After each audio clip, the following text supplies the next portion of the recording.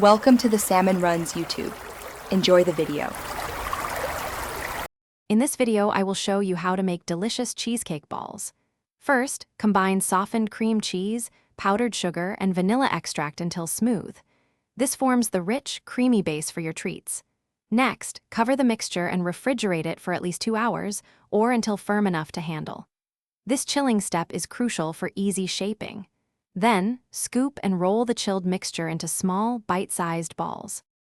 Once your cheesecake balls are firm, it's time for the fun part: coating them.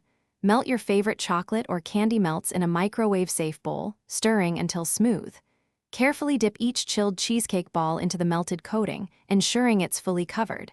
Gently tap off any excess chocolate.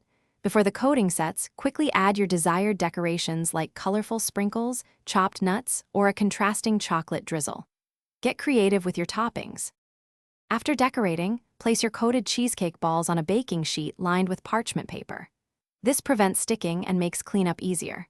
Return them to the refrigerator for at least 30 minutes, or until the coating is completely set and firm to the touch. Serving them chilled enhances their delightful texture and rich flavor. These treats are perfect for parties, dessert platters, or a sweet indulgence anytime. Enjoy your homemade cheesecake balls. For perfectly uniform cheesecake balls, use a small cookie scoop to portion out the mixture before rolling. This ensures even sizes and consistent baking if you choose to bake them. To keep your cheesecake balls fresh, store them in an airtight container in the refrigerator for up to 5 days.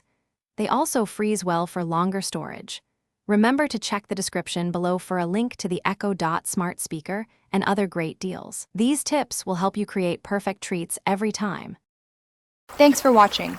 Consider subscribing if we helped you.